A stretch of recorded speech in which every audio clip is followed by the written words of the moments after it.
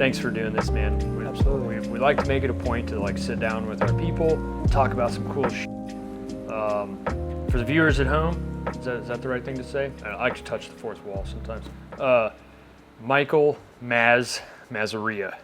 And Close enough. yeah. No shit, right? Yeah. But if we could off-ramp real quick, cool thing to talk about, because you got a cool nickname that obviously fit.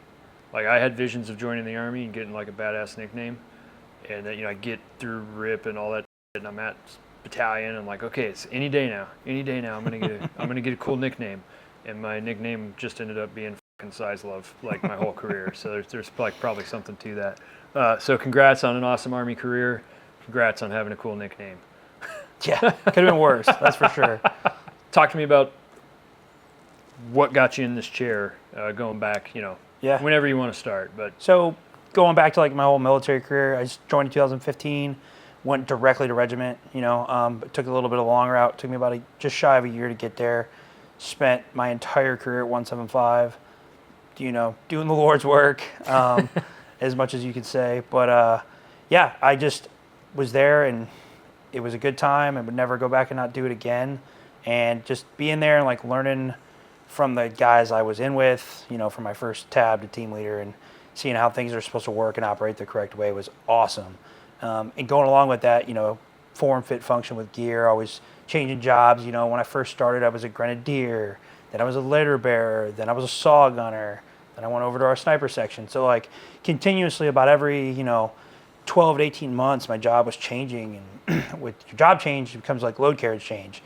yeah, we undercut that.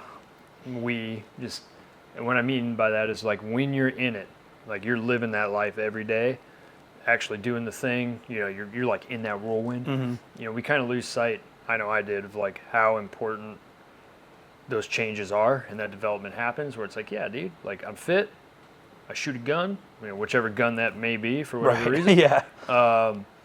Sometimes I wear that equipment to do this thing, and sometimes I wear that gear to do this other thing, and it's just kind of like, it happens naturally. And then when you're there a little bit longer, like once that phase is over, you're like, oh man, now I can do this thing better than I used to because of the gear. And being a guy that like, late 90s, early 2000s, mid 2000s, you're too young, no gig on you, to have seen the wild ass changes that were happening at that time. Because like when you got to battalion, you got a Cry AVS. Like, okay, you got so yeah. When I got there, I got an LCE. So like, but just those incremental changes, those incremental, load carriage improvements that directly correlated to performance is and it's huge. Like huge. even from the AVS system, I remember my first team leader made me take out the black interior liner on it, and it immediately made it lighter, cooler. Because it just fit me better personally, and just like little tweaks to your gear can make your quality of life so much better, and then that just impacts you just daily, and ounces equal pounds, pounds equal pain kind of thing. So yeah, and mission drives the gear train. I hear that a lot. 100% correct, but really innovative gear allows us to do things we used to not be able to do. So I get like the mission doesn't change, but the route you take to mission success could change wildly depending on your equipment. So like that's the rest of the story that the internet freaking trolls don't see when they're like, mission drives the gear. Like that's an answer for anything. It's like, okay, bro, thanks, appreciate that, tactical philosopher dude, but let's look at the rest of the story a little bit deeper to kind of like start picking apart, because that's where I think anyway we make the improvements at the 10% and below level on each little thing, and then the value is when you start stacking those. Like, because when you were a sniper, you're familiar with the term like tolerance stacking. Yeah. You know what I mean? And absolutely. 100%, right? It's the same Makes a concept. difference. It's like if I can do a 10% improvement here, and here, that starts adding up quickly. Yep. And it will allow us to maybe take a different route to mission success that's like more efficient, easier, if you want to call it that, or whatever. What I mean? That's the rest of that story. It's just one of those things that drives me crazy. No, absolutely. Yeah. So, you had an awesome time at 1st Ranger Battalion. Yeah. And then you decided to leave? Kind of. Yeah. So don't get out of the Army. Don't get out. Don't do it. No, this is something me and you have both talked about. Yeah. And, coming from an organization like that, it's something like if you're not in it 100%, then you're not in it at all. Yeah. And that organization specifically and all the other great ones in the military deserve 100% of you. It's not what can your country do for you, it's what can you do for your country. And, I didn't feel like it was 100% in it anymore, so therefore I removed myself from it. Fair. Where I was still young enough and still had the ambition to go start another career, hence why I'm here and learning what it is like on the outside. And it's tough, but you come into a great company like this, you can have success as long as you have that same drive that you had when you were in. So drive, and I would submit like healthy dose of culture and above that probably like operational principles. And I don't mean principles of like mission success. I just mean principles of like being a man. Being exactly. an mature adult. That's not anyway. Yeah. But being a f***ing professional. Like the same principles that made me successful in the Army still make me successful today. Absolutely. Probably the same with you so far. Yeah. And this is probably a good time to put a plug in for 3 Rangers because I thought you used. Yeah. I used them or participated in their services, and I got to put this out there for the masses. All like 12 people that'll watch this on YouTube, but. There was a couple other 175 Rangers that Blue Force Gear onboarded prior to you getting here, and that was, I had a heavy hand in those recruitments, because I was like looking for success. I know where to find success, so it was easy. You were on the tail end of that, and then when you wanted to onboard here, you got no support from me, none. In fact, I didn't even absolutely answer zero. Didn't even answer the phone. Like this guy's calling me again. I can't do it again. And I felt terrible about that the whole time. And what I was hoping would happen is absolutely what happened. Where like no inside track, no help, no like, going and talking to the boss. This is my boy. Can you help out? None of that in your case at all, because it wasn't necessary. Right. And I knew probably, I was guessing, I didn't know then, but I'm guessing it's probably not necessary. Like this guy can absolutely come and just do this process, standing on his own 2 feet and sticking his chest out and doing it. And that's what happened, thank God. And then not for the lack of trying. Yeah. Text, email, call, 100%. LinkedIn, Instagram. I hit you up any which way. No, I that's could, being a good sniper. You know what I mean? It's like, hey, if this final firing position ain't going to do it for me, I'm going to move to another one. Right. Yeah. So. And it worked out. So that just goes to show you, went to show us and everybody at this company, like, the real you. Basically, you set that standard, like, up front. And efficiently. Not that, the other Rangers that work here are great too, but absolutely. They got kind of an inside track because I was like, hey, I want these guys on the team, so can we kind of like, skip over some of these parts? I created my own breach. Yeah, exactly. Yeah.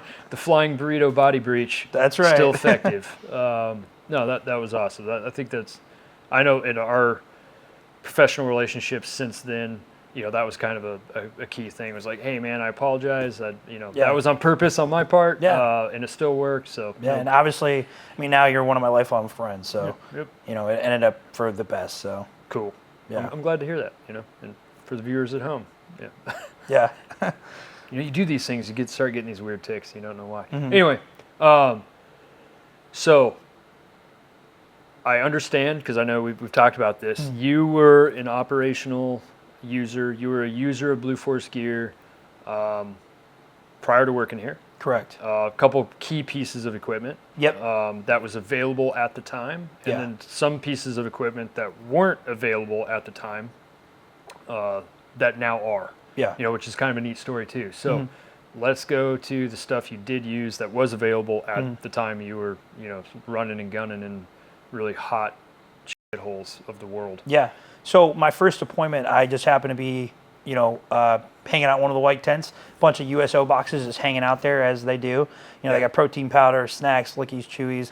And I see a little thing with a Blue Force Gear tag, and I go, I've heard of that company, and I feel like I know it. So I grab the tag, I pull it out, and it's two items. It's a micro trauma kit, belt mounted, and a boo-boo pouch. I'm like, man, I've seen the micro trauma kit. Yeah. one of the other team leaders was wearing one. I was like, I'm gonna put my medical gear in there, and then I'm gonna use it as well. So I put that on my belt, put the boo-boo pouch on my belt as well, which was awesome for my batteries at the time. Yep. So I just hung out my 1-2-3s in there, and just so happens about 3 days into my first deployment, I ended up treating somebody with it, a couple real live gunshot wounds. A GSW, a guy's left leg, where I put a tourniquet on, stuffed some gauze, Nice. some bandage on, Sick. and then a sucking chest wound. Yep. And it Whole was all 9 yards. great. Yeah. It was all awesome. It went really well. I used all of it and put it back in my dump pouch and moved on with the day. But it was funny talking about that specifically, which we have talked about when it comes to medical gear, whereas I happen to use my personal medical pouch on somebody else. Your organizational med pouch. Yeah, my organizational medical Yeah. pouch on somebody else, which was, at the time, it was not an American. Yeah. So, we were helping out some other, foreign natives. And my team leader just happened to be on the roof pulling security, watching over me. And he was like, after he debriefed me, he's like, hey, Maz, check it out. Like, you did an awesome job. You did everything I taught you. You're cool under pressure. You did the right thing. However, can you explain to me why you used your med kit? And I was like, well, the guy was shot. He goes, yeah, but that's for me to use on you, bud. Like, all in all, like, you're my guy. I'm here to take care of you. So he's like, from now on, don't do that. Don't do that. Yeah. Don't do that. Get another med kit if you want to use it on the partner forces. Right. Yeah. So it was cool. So inside of 72 hours of me having a BFG medical pouch, I just happened to use it. Yep. In live action, which was awesome. And it leads to it speaks to the quality of the company and a big reason why I came here. Like, it's something I've used and I know works. So. I used to make a point when I was active duty, and still to this day, whenever I hear stories about people doing med play for the first time, when they specifically mention hey, first time I got to do it, when the chips are on the table, when you were doing your triage, and what I mean by that's first, Oh, let me take a look at this, what was your first yeah. moment. So first moment, guy rolls up and he's on the back of a Hilux, and he's got that GSW his leg, and he's got some crappy tourniquet on. Yeah. It's clearly some, foreign made arts and crafts hour arts bullshit. and craft Yeah. thing, and his leg was just bleeding a little bit. It was kind of pumping out, and I go ahead and I take that tourniquet off, and it started arterially bleeding. It was squirting. I was like, so that's what it really looks like. I put my tourniquet on. I'm really tightening it down, and that that bleeding stopped. Yep. That was my first this is real. Yep. You No, know? I had the So- same. The reason I started doing this is because it turned out being just a funny story on my part. Yeah. And then I was like, I bet a lot of other people have that same thought. Because the first casualty I ever got to treat real world was a right arm amputation below the elbow. It was a hand grenade. Thankfully not on one of our people, and I ran up to do my casualty assessment. I saw it I was like, ooh, run over there, do my casualty assessment, and this smoking stump, blowing arterial blood everywhere, and I just same thing was like, really does look like that, and then it's like, oh shit, Gotta go to work. Yeah, exactly. So yeah, glad to hear obviously that the gear worked and you were Yeah. able to effectively and efficiently treat a casualty. Lesson learned on the organizational med kit, vice personal med kit. But, we still get to educate, or I should say we still have to talk about this stuff. Yeah. We've been talking about it for 20 years. This is not a new concept, but sometimes maybe we just do a bad job of communicating, that organizational med kits are for you to wear so somebody else can use that shit on you. And if you want gear that you use on other people, that's a totally separate requirement. But Absolutely. anyway, it's fun to have those. It's fun to educate, on that kind of stuff. It's eye opening too. That was at the time he was my team leader, but I believe he was still a tab. Yeah. It took a guy like him to be like, he knew the right answer already. We've talked about this, and he's the kind of ranger guy, man, I would follow blindly, which I don't say that easily. Yeah. And he's the kind of guy I was like, he said it, I took it for law, and he was right. This is almost 10 years ago, and I still believe that to this day. He was 100% right. So. There's nothing better in life than collecting up or being in the same orbit of people, and I know what you're getting at, of people that you would follow to hell with an empty 2-quart. That used to be the old saying, Yeah. I'd follow that dude to hell with an empty 2-quart. And it's like, yep, check. Yeah. And that's what it's all about once you boil out all the bullshit. So anyway, for the interests of like the marketing team, Yeah. at the time that happened, we had micro trauma kits done. Those were available. R&D was done, and those micro trauma kits you can wear them on kit. You can wear them anywhere, Yeah. but most guys are running them on a belt. Yeah. And the belt technology at that time, I know the belt technology when I was operational was, if I had to sum it up, I'd say hot garbage. I mean, but you got to get through those stages to get to where we are now. So it wasn't negligence on anybody's fault. Technology just wasn't there. Lessons weren't there yet, but now they are. So talk to me about the rest of your belt setup. So, I was a young, like, E3 private pretty much, and I didn't have a whole lot of money, and I knew I needed to be able to put things on my belt, specifically because I was carrying so much already on my everywhere else. Yeah. So I took an old, like, straight up regulars rigger belt that was load rated, went to the rigger shed, created my own Molly system belt, as you would say, and I bar tacked the crap out of it, and so that way I could put all my pouches on where it needed to go, because the like you said, the one I had was this big, huge pad that was like, I mean, it was just hot, heavy, bulky, couldn't bend over in it. This one it worked. It was functional. Yep. So I just created what I knew worked, So you got one. I got one right here. You pulled it out of the museum. Yeah. So it was my, I'll show the camera here. This was my version of it. I just went ahead and took a Skedco, clip on, and I sewed in some. The Cobra buckle. The Cobra buckles came off of the Skedco. Literally still says Skedco on it. Scavenged off there. Yeah, scavenged off there. And I took some hook bile and I sewed it in there. As you can see how not great it is, but it's on there and it worked great. And it got the job done, right? And there's both of them put right next to each other, as you can see. And I got my tourniquet on the top, which I know you wanted to go into. So let me just, I don't know what the camera quality is, but this is a Blackhawk Riggers belt, which is the staple, and you folded like 1 inch tubular webbing. nylon and freaking bar tacked it into like an approximation of Molly slots. Yeah. I used another piece of 1 inch, and I kept using it as my spacer, so that was even all the way across. And obviously the ubiquitous dump pouch. Yep. Which I don't know, man. I've always been told that you can't run dump pouches in combat or you'll get killed. I don't know if I ran a dump pouch in all gunfights I've ever been in. Yeah. Obviously you have too. Yeah. So whatever. We'll just let that dog lay. The boo-boo pouch. I love this pouch, and I also have issues with this pouch. Yeah. The issues is the name. And there's like a long backstory on how this book got called the boo-boo pouch, where it started and where it's at now. Because now it's just like kind of ubiquitous to being an awesome small admin pouch. It's an awesome utility pouch. Like I said, originally at the time when I first got it, I was just running 123s, double A's and triple A's, for my nods, lights, sights, all that kind of good stuff. By the end, I used to use it to actually carry my emitter batteries or my 163 batteries because we kept switching radios. And both of those batteries fit in there perfectly. So at the end, this is my old belt. That wasn't what I was running at the end. I had two boo-boo pouches, so I could run two batteries. The 163 is an awesome radio, but it burns your battery because it runs line of sight and SAT. Yeah. So, gotta be awesome able to pouch. tack reload the radio. Absolutely. Yeah. You don't want it to. And with the emitter back in the day, if you didn't get the battery change out, the fill. It would dump the fill, and now you're up shit's creek. Yep. So I think Blue Force Gear made a pouch specifically for that reason. One of our emitter pouches is like, you can tack load it without taking it out. Anyway, I love this pouch too. That's my SOP on my belts. I run these on all of them, and it's like the rule is if you have to have it to run the gun, so lube, batteries, sight adjustment tool, whatever. It better be on your fucking person, and that's what I use this pouch for on all my belts. Is like, lube, batteries, nods, batteries, all the little stuff that it's going to take to like keep my guns and gear, comms like running. This thing, I even one time I coiled up an extra, on the boom mics, on the freaking amps.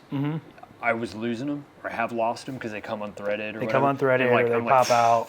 Dude, I'm going to grab another boom mic and just kind of arc it and shove it in here in case I lose this boom mic. I can just pull another one out. But, and I do want to talk about this thing because one of my crowning achievements in that same organization was taking all of these Serpa holsters one day and lining them up in the company cough, and I kind of made a thing out like, hey, I'm gonna give a class real quick, like everybody gather around, you know. And I grabbed one of our Rule Tech breaching hammers, you know, the collapsible ones. Yeah. And I had it in my hand. It's like, oh yeah, these are Serpa holsters, and like, you know, what you need to remember about these things. And I started smashing them one after another. I shattered every freaking one of them. Yeah. And put them in a bag. And you know, the supply guy was a cool dude. It's like, you can turn all these in, right? They're all broken. And he's like, yep, I got you. But you know, I get it. It's a thing. Yeah, the only reason for me using that one was because at the time frame was when I wasn't issued. using it, no, that one was an issue to me. We were already issued Safari Line holsters. Yeah. But because of the position I was in and I was doing a lot of driving, my big ass, literally my 40-inch waist and that holster did not fit in cars. It's all right. I get it, So- man. You can't deadlift, you know, 575 for 3 reps. Yeah, 3 reps I with wish. a small ass. Yeah, That's right. You know. So, yeah, and then obviously micro trauma kit with the beginnings of a tourniquet hammock on top. You know, Ranger banded, of course. Or, Yeah. Man? I'm a master jump master too. Retainer bands. Retainer bands. Yeah, airborne retainer bands. Yep. That's the military designation for a rubber band. Yeah. So what we have here is a user, an end user that just intuitively understood like what capabilities he needed out of a belt, why he needed them, you know, form factor, function, size, all of those things is what we kind of see manifested here. Yeah. And that's a really interesting thing to understand. You know what I mean?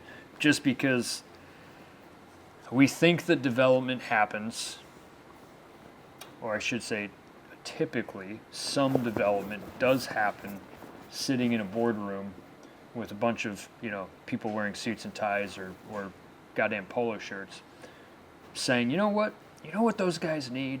They need this. Didn't happen in this case, did it?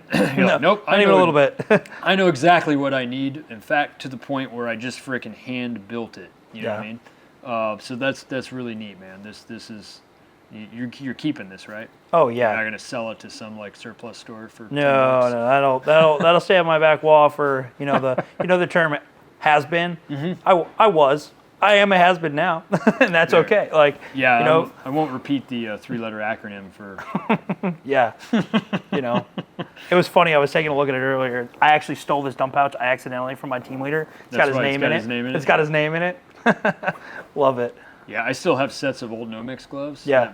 That have like the old battle roster numbers. So initials, last 4 Yep. that aren't mine. Yeah. It's like, I don't know. I grabbed them from somewhere. Friggin'. Yeah, I actually in my dump pouch right before this, I took it out. I had my chalk belt on, or my chalk, like which one? Bump guards and my bump everything. cards were in there, and I was like, oh, I should probably get rid of that. Yep. So this, the reason I wanted to talk about this and kind of the history or how this came to be, the what you were going after, equipment wise here, and especially working at Blue Force Gear, is because it was somebody from your organization that you weren't the only one that kind of was tracking on this concept. Give that back to you. Yeah. Plus it stinks. I don't want to hold it anymore. That like had that concept and brought it to us and was like, hey, we need to have that concept. Like, I don't think elegant's the right word, but executed like professionally, legitimately. Like, let's take that concept because that's what we know we need and use for all the same reasons that we just talked about, and let's do it like to the nth degree. And ergo, we finally, after much testing, development, design, going back to the drawing board, getting feedback from users, finally help me out here. You have a college degree, I don't, so come on, let's go. Yeah. Executed. Yeah. What we needed out done of the the right belt. way, and like the nice thing is, like, for all the people out there who haven't actually seen or touched the Blue Force Gear belt, like everything is done the right way, and there's no corners cut. Like, talk me through it. You got a 2-piece belt system, right? Interior, exterior. We have, our exterior belt actually has a rigid, it has takers on the interior. they're already pre-cut, true to size, right? Where, we have a nice inner that actually is padded, has a G-hook, so you don't have to deal with Velcro just like going bad on you, right?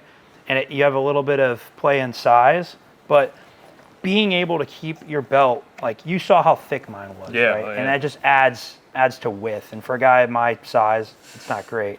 This is just so thin and so light, and it's so streamlined. I mean, I know that's a very overused term from where we come out. Hey, we need to streamline everything, right? It would behoove you to streamline everything you can. Caveat what the boss said. Right, exactly, right? So, and it already has that true to size, and it's got the curve in it. Yep. So ours have a curve, whereas you take off your 20-year-old leather belt, it's got that huge notch in the back, right? And it already has it, so it sits on your person the correct way. Just like you would put on a ruck, right? You hit your low lifters and you adjust it. You're like, man, my hips are killing me. I'm gonna put it up on my traps now, and I'm gonna move it around a little bit. It's the same thing for a belt. Like that belt right there, easily with all mags, everything in it. If you're running a Gucci Get like you and you got your Staccato P, this thing weighs like. You're talking 15 pounds, 20 pounds. So it can get up there depending on if you're a guy who wears a 32 to a guy who wears a 40. Because a guy who wears a 40 is going to put more on his belt. Yeah, he's got more real estate. He's got more real estate. Yeah, So we all know Ranger does not leave MOLLE slots unattended. Exactly. Like you have room, you're going to use it. Which is awesome, man. Like I was so happy to put on my first BFG belt. I was like, oh, this is what it's supposed to be like. You know what I mean? Which it was night and day, Oh, yeah. That's a Honda Civic, that's a Ferrari, and I know it, So. Well, cool. This has been fun to look at where you were at with it. And I got to say, you probably didn't know at the time, but, now that we are, myself included, a little bit more developed on how this really works from an engineering level. It's like, hey, the load-rated riggers belt that you cut apart and put a Skedco, buckle, no longer load rated. Right, you're definitely not. If it's not made in an ISO facility, it's not for you. So it's glad it was okay. Yeah, it definitely held up. Thank God. So that is cool to just understand before I hop to the next thing here, because you actually, whether you knew it or not, were instrumental in chalk belt development. Right. You know what I mean? Used microtrauma kit, and now that you're at Blue Force Gear, and you've done a couple things at Blue Force Gear, all successful, and finally the powers that be decided hey, this is the dude for this mission. Right. And now you are actually working the medical line at Blue Force Gear. If all things come full circle, it's that. Like you said, I started off just in customer service, got my foot in the door, and then I would move over our commercial team and worked there for a little over a year, and it was successful at that, and saw an opportunity that our medical director needed some help over in that section to kind of cover more ground, and I was more than happy to make that move over, even though I working for my old boss who was a tanker was, coming from a guy who understood where I was coming from was huge. Like you said, culture earlier, right? Like I had a first sergeant who was my first boss out of the Army. Couldn't have been any better for me though. You know what I mean? He was patient. He understood how to talk to me, understood how to handle me. Couldn't have asked for a better leader. So, getting into the Medline thing just happened to be perfect for me, and it's been a very cool and very awesome position to be in, and I'm so grateful for it. So now you're out there providing options for guys like you were. Hopefully nobody has to dig one of our products out of a USO box. But thank you to whoever the amazing American was that put Blue Force Gear products in a USO box and sent it overseas. Yeah. That's just my dick's harder than woodpecker lips. You're probably gonna have to edit that out. But yeah, that's amazing. How prophetic. Is that the right word? Prophetic? I don't know. When you can see into the future. We need some AI in this one. Yeah. But so you dug a med kit out of a box, used it, kicked ass as a Ranger, and now you're working BFG med kits, in a huge space for all sort of different reasons, and that just is one of the neater things I've ran into so far in this line of work. Thankfully this industry has a lot of us, you know what I mean? Yeah. But it's just really awesome to kind of take a second, put that in perspective. Good luck, but it can be done. Right. It all comes full circle eventually, just like anything in life, so it was kind of cool that's where it led me. So just happy to be part of the team now. So. go join the 75th Ranger Regiment. Yeah, yeah.